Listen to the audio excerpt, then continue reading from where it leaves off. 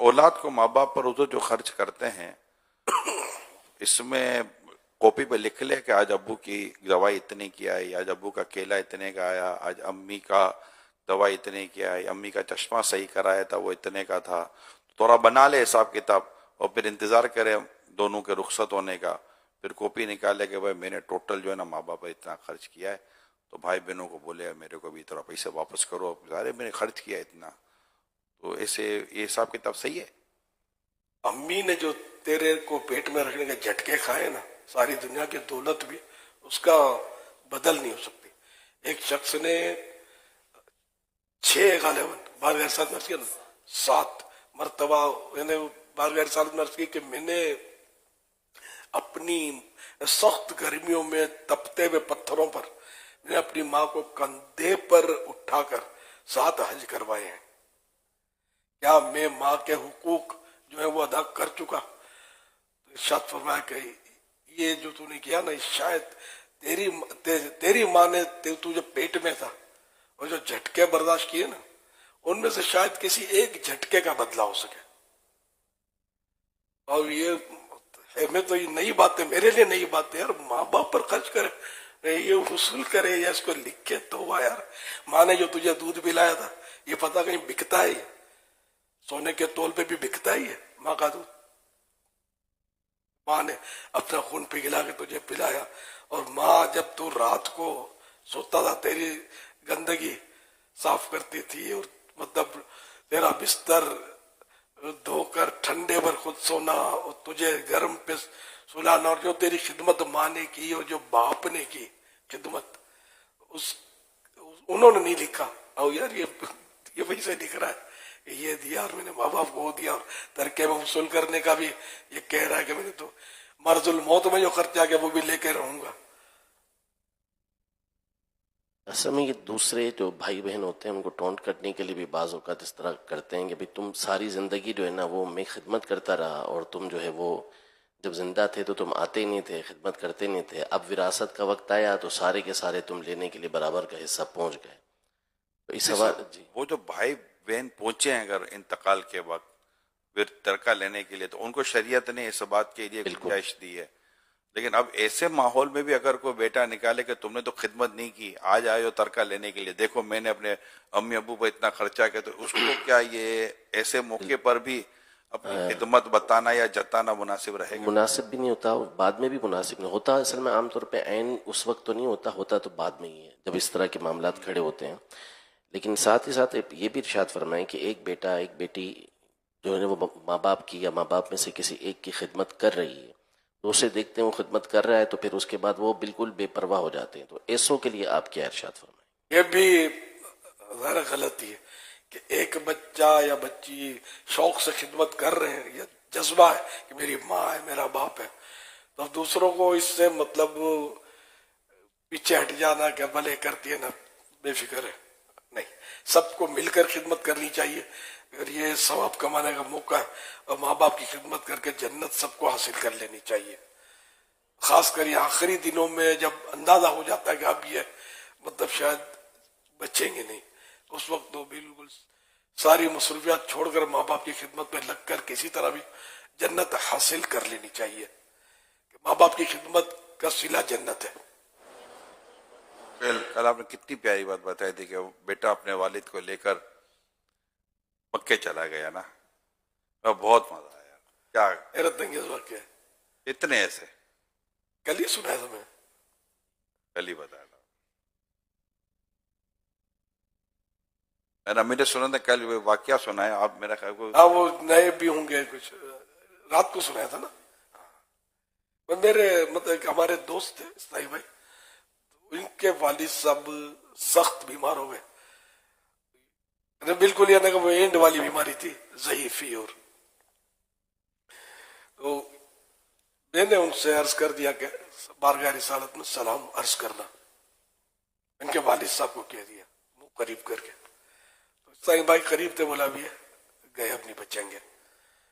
खैर वो सलाम का कह सकते हैं, कोई दुनिया से रुखसत हो रहा उसको कि सरकार को मेरा सलाम अर्ज करना, कि कब्र में तो सरकार की ज़ियारत होती है ना, सल्लल्लाहु अलैहि वसल्लम। अच्छा, अब हुआ ये कि वो बेटा जो था ना, ये बड़ा दीवाना, तो उसने बस आखिरी उम्र है मेरे वालिद साहब की, तो इन्होंने कहा कि अब्बू उम्रे पे चलते हैं। खैर वो उसको तैयार किया अपने वालिद को, और यूं त्यों करके उसको उम्रे के लिए लेके आया। मैं भी साथ था, हम लोग सब साथ गए उम्रे के लिए। तो वालिद साहब तो बेचारे थे ही रिटायर जिंदगी से, मतलब अब वो टाइम इनका पूरा था, लेकिन वो कंधों पे उठा उठा कर अपने अब्बू को ये फिरा रहे थे, और एहराम भी हुआ और सब कुछ हुआ। मक्के शरीफ में भी कंधे में उठा रहे अपने बाप को, और आखिरकार वालिद साहब ने दम तोड़ दिया। मक्के शरीफ में दम तोड़, ये चाहते थे कि मदीनी शरीफ में वालिद साहब का दम टूटे, बक्की मिल जाए, लेकिन बहरहाल नसीब तो मदीनी शरीफ, मक्का पाक में, ये मक्का पाक में अल्लाह का शहर है, बड़ा बाबरकत शहर है, तो वहां इनकी वफात हुई, इनके वालिद साहब की। तो वही कहते को ये भी एक बेटा था, एक बेटा ये भी है कि मुझे पैसे दो, मैंने केले खिलाए थे, मैंने आड़ू दिए थे, मैंने सेब दिए थे, अब्बू के लिए दवा मैंने प्रोवाइड की, ला के दी थी वगैरह। यानी कि हैरत की बात है। हुजूर मैं एक दफा हॉस्पिटल से कहीं हॉस्पिटल गया हुआ था किसी वजह से, तो मैं जब निकल रहा था तो 2-3 नौजवानों ने कहा कि जरा हमारे वालिद साहब को दम कर दें, तो मैं गया दम करने के लिए। तो दम करते के बाद जब मैं बाहर निकला तो इनमें से एक ने कहा कि काफ़ी टाइम हो गया वालिद साहब हॉस्पिटल में और सारे अखराजात भी बहुत हो रहे हैं, दुआ कर दें। अब समझ गए वो क्या दुआ करा रहे थे। मेरे ऐसा दिल में कहा पहले बताते थे कि यार ये ऐसे हैं कि वालिद साहब के लिए ठंडा होने की दुआएं कर रहे हैं, खर्चा बहुत बढ़ गया है, ऐसी भी औलादें। वो तो एक बार बहुत पुरानी बात है, एक अधेड़ उम्र के साहब थे, इनके वालिद साहब बूढ़े थे, वो फौत हो गए। तो मैंने ताजियत की, अल्लाह आपको सब्र अता फरमाए, और इस तरह जो ताजियत करते हैं, तो उसने गुफ्तगू ऐसी की कि जिसका मफहूम ये निकलता था कि यार बड़ी मुश्किल से बूढ़े बाप ने जान छोड़ी, यार ये ऐसा लगता है कि तुम वापस। खैर वो उससे मैं बड़ा मतलब बैड इंप्रेशन लिया मैंने उस आदमी का। हाँ, झटका लगा ना। अब मुझे गलत गुमाना कि वो जिंदा नहीं होगा, वो आदमी भी फौत हो गया होगा, पता नहीं बेटों ने उसके बारे में अब क्या सोचा होगा, कि वो अधेड़ उम्र के थे, मैं जवान था। अब उनका बचना बाजार उम्मीद नहीं है, अल्लाह गरी के रहमत करे। मुसलमान थे लेकिन क्या सोचे यार। ये जो मैंने कंधों पर उठाने का वाकया सुना है, तो वो समुद्री गुम्बद नामी रिसाला मकतबतुल मदीना का उसमें है, उसके पेज नंबर 12 पर है। वालिदैन के हुकूक बहुत ज्यादा है, इनसे सुबुकदोश यानी बरीउस जिम्मा होना मुमकिन नहीं। चुनांचे एक सहाबी रज़ी अल्लाह, उन्होंने बारगाह नबवी अला साहिब अस्सलातु वस्सलाम में अर्ज की, एक राह में ऐसे गर्म पत्थर थे कि अगर गोश्त का टुकड़ा उन पर डाला जाता तो कबाब हो जाता। मैं अपनी माँ को गर्दन पर सवार करके 6 मील तक ले गया हूं।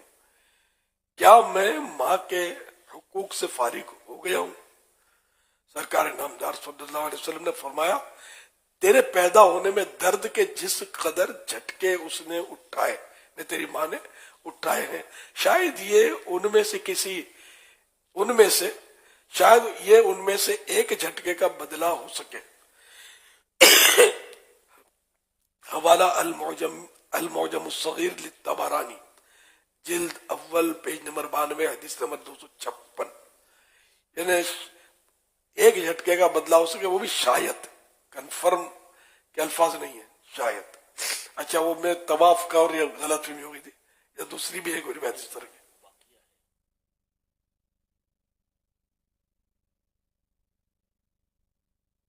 भी इस तरह का भी है कि एक शख्स ने अपनी माँ को कंधे पर सवार करके 7 हज कराए।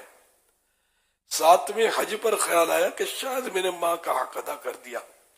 रात को ख्वाब में देखा कि कोई कहने वाला कह रहा था कि जब तू बच्चा था और सर्दी सख्त थी तो तू माँ के पास सो रहा था, तूने गंदगी कर दी, तेरी माँ ने बिस्तर उठाकर धोया, गरीबी की वजह से दूसरा बिस्तर न था, तेरी माँ उसी गीले बिस्तर पर कड़कती सर्दी में लेट गई और तुझको रात भर अपने सीने पर लिटाए रखा। तू कहता है कदा हो गया? ऐ नादान, अभी तो तू उस एक रात का भी हक अदा नहीं कर सका। यूं माँ बाप के हुकूक से फारिग होना ये मुमकिन नहीं है। इतने एहसानात है माँ बाप के। या आजकल जो माँ बाप को आंखें दिखाते हैं ना, माँ चुप रहे तो ये समझना पड़े। अब वो आप बार बार बीच में मत बोलो, आपको समझ पड़ती नहीं है।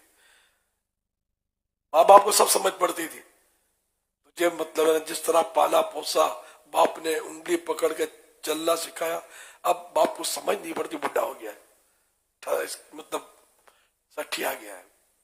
बार बार यानी कि मैंने देखा है।